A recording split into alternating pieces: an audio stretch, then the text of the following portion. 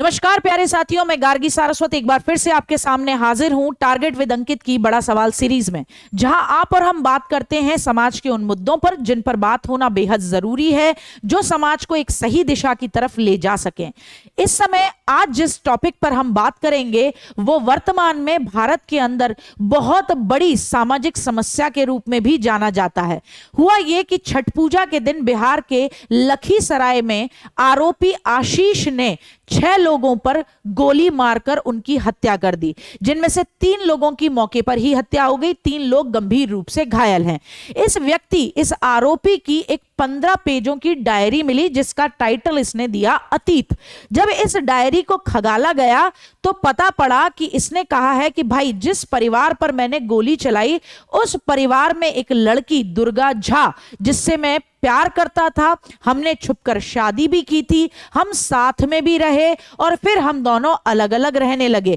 मैंने जिस जोरू के लिए अपनी जमीन और घर तक को बेच डाला वो जोरू बेवफा निकली। यहां इस डायरी में ये जिक्र करता है उस घटना का जहां इसने देखा कि इसकी पत्नी जो है यानी दुर्गा झा, जो कि अब मृत हैं, उनका किसी अन्य व्यक्ति के साथ संबंध था। ऐसा ये डायरी में लिखता है। अब कितना सही है कितना गलत है ये तो बाद में पुलिस की तफ्तीश से ही पता लगेगा। अभी हाल फिलहाल ये व्यक्ति आशीष जो है वो फरार है।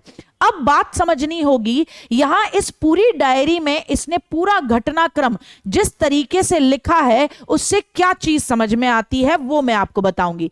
इसने लिखा है कि भाई, बड़े लंबे समय से मैं बहुत डिप्रेशन में चल रहा था, मैं बहुत दुखी था। 2021 में मुझे पता लगा मेरी पत्नी बेवफा है, तब से मैं उसको भूलने की कोशिश कर रहा था लेकिन नहीं कर पा रहा था। मैं डिप्रेशन में जाता जा रहा था। फिर मैंने फाइनली डिसाइड किया कि मैं 12 ज्योतिर्लिंगों का दर्शन करने जाऊंगा। अब महादेव ही मेरा अंतिम रास्ता है। ऐसा सोचकर मैं दर्शन करने के लिए गया और अंतिम दर्शन मैंने 19 नवंबर को अशोक धाम का किया। हर ज्योतिर्लिंग पर जाकर मैं रोया और मैंने महादेव से कहा कि मेरे हाथों अधर्म होने से बचा लीजिए। आप अगर एक बार वो मेरे जीवन में आ जाए, मुझे एक और मौका मिल जाए तो मेरा जीवन सुधर जाएगा। लेकिन लगता है महादेव भी यही चाहते हैं। यानी इसका मतलब है, ये लिख रहा है कि मैं जो करने जा रहा हूं शायद महादेव भी यही चाहते हैं, इसीलिए वो मुझे कोई दूसरा मौका नहीं दे रहे। और अब मेरे हाथों होगा मोक्ष, मैं मोक्ष देने जा रहा हूं। अब होगा तांडव। मैं जानता हूं, लिखता है वो उसके अंदर, कि मैं महादेव से प्रार्थना करता हूं कि मेरे हाथों होने वाले इस अधर्म को रोक लीजिए, लेकिन अब होगा तांडव। अब मेरे को तांडव करना ही पड़ेगा। और अंत में लिखता है हर हर महादेव और जय श्री राम। लिखता है मुझे लगता है अगर वो मिल जाएगा तो बला टल जाएगी, पर महादेव को भी यही पसंद नहीं है। महादेव नहीं चाहते सब कुछ नॉर्मलाइज हो जाए, तब हमारी मृत्यु तय है और अब होगा तांडव भी। ये बात लिख के उसने अपनी डायरी में छोड़ी है। वहां पर यह भी लिखा है कि मैंने अपनी जिस जोरू के लिए जमीन और मकान तक बेचा वो जोरू बेवफा निकली। उसके बाद ये छठ पूजा के दिन जब दुर्गा झा और उसकी फैमिली अर्घ देकर लौट रहे थे तो उन पर गोली चला देता है। उसके बाद फरार है। अभी हाल फिलहाल पुलिस जो है इस पूरे मामले की छानबीन कर रही है, आरोपी को ढूंढ रही है, 50,000 का इनाम भी रखा है। अब यहां 2 चीजें निकल कर आती हैं। आप अगर इस पूरे के पूरे वाकये को गौर से देखते हैं तो साइकोलॉजिकली 2 बातें आपको समझ में आएंगी। एक, या तो ये आरोपी वास्तव में ही डिप्रेशन का शिकार था और बायपोलर डिसऑर्डर से ग्रसित था। कैसे? अगर एक व्यक्ति डिप्रेशन का शिकार होता है या बायपोलर डिसऑर्डर से बिल्कुल ग्रसित होता है तो उसका एक समय पर टेम्परेचर या मूड बहुत शांत होता है और दूसरे समय पर बहुत उग्र हो जाता है। इसके अंदर ये लिखता भी है कि मैंने अपने दोस्तों से भी कहा है कि भाई मेरे साथ चलो ज्योतिर्लिंग के दर्शन करने के लिए, लेकिन दोस्त भी अंतिम समय पर चले गए हैं। तो जब डायरी लिख रहा है तो अपने आप को बड़ा कूल एंड काम दिखा रहा है कि मैंने बड़ा पक्ष सोच समझ कर मैं ये चाह रहा हूं सब कुछ हो, लेकिन अब मुझे लगता है कि अब मेरी मृत्यु होगी और तांडव भी होगा। यहां इस बात को गौर करना है कि ऐसी सिचुएशन में ये डिप्रेशन का शिकार था।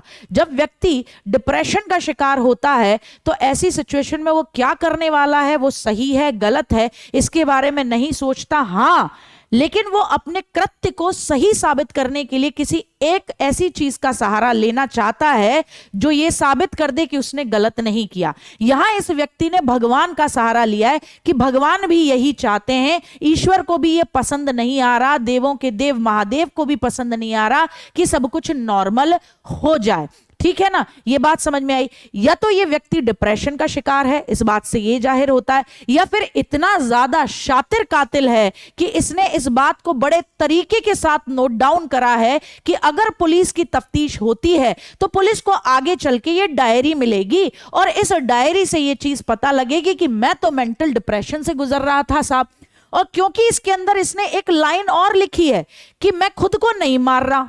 क्यों नहीं मार रहा? वरना लोग ये कहेंगे कि लड़की के चक्कर में मर गया, मैं तो बदला लूंगा। तो आप ये भी समझ लीजिए कि हर चीज का सही और गलत से लेकर पहलू भी जान रहा है। लेकिन अगर कोई व्यक्ति बदला लेने के लिए इतना आतुर हो जाए कि अपने खुद के जीवन को भी भूल जाए, क्योंकि आपने मर्डर किया है, पूरी फैमिली में 6 लोगों पर गोलियां चलाई हैं, 3 लोगों की एट द टाइम मौत हो गई है, तो बचेंगे तो आप भी नहीं, जीवन तो आपका भी व्यर्थ है।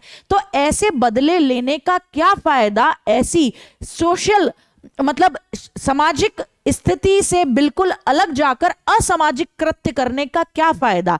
ऐसी मानसिकता का क्या फायदा? अगर वो आपके साथ रहने के लिए राजी नहीं थी तो आप अपने जीवन को कहीं और किसी अन्य काम में लगाते। अब आपका भी जीवन खराब, सामने वाले का भी खराब। तो अब देखना यह है कि जब ये आरोपी पकड़ा जाता है तो किस मोड़ पर यह पूरा का पूरा वाकया जाएगा। क्या वास्तव में ही ये व्यक्ति किसी मानसिक बीमारी से पीड़ित था, या फिर यह मात्र एक गुस्से में लिया गया या बदला लेने की सोच से की गई प्रवृत्ति से किया गया काम था? कुल मिलाकर जो भी हो, समाज की ऐसी घटनाएं वास्तव में झकझोरने वाली हैं, क्योंकि हर व्यक्ति को एक सहज रूप से किसी को चुनने या न चुनने का अधिकार होता है। और ऐसी स्थिति में आपको भी सम्माननीय तौर पर सामने वाले के जो भी डिसीजन है उसको साबित करते हुए, सही ठहराते हुए उसको जाने देना चाहिए। क्योंकि ऐसी घटनाएं जब हम बदला लेने जैसी चीजों पर आते हैं तो कहीं ना कहीं हम खुद के लिए भी बहुत बड़ा नुकसान करते हैं। बदला हर बार सही नहीं होता, और ऐसी स्थिति में जहां किसी व्यक्ति की इच्छा ही ना हो, आपके साथ उसे प्रेम ना हो, अगर प्रेम होता तो डेफिनेटली वो आपके साथ इस रिश्ते को कंटिन्यू करती। तो फिर तो कोई मायने ही नहीं रहते कि मात्र इस बात के लिए बदला लिया जाए कि जैसा तूने मेरे साथ किया वैसा ही मैंने तेरे साथ किया। आपको क्या लगता है, इस व्यक्ति ने जो किया ठीक किया, किसी मेंटल डिप्रेशन में किया, या एक सोची समझी चाल के तहत किया? वो जो भी हो, अपना जवाब जरूर दीजिएगा। और उम्मीद है ये नहीं कहेंगे आप कि नहीं साहब ठीक किया, क्योंकि मुझे नहीं लगता किसी सभ्य समाज में ऐसे कृत्य ठीक कहलाए जाते हैं, खुद उसके जीवन का नुकसान है। तो चलिए, मैं गार्गी सारस्वत आपसे विदा लेती हूं, फिर मिलेंगे इसी तरीके के किसी बड़े सवाल के साथ। बहुत बहुत धन्यवाद।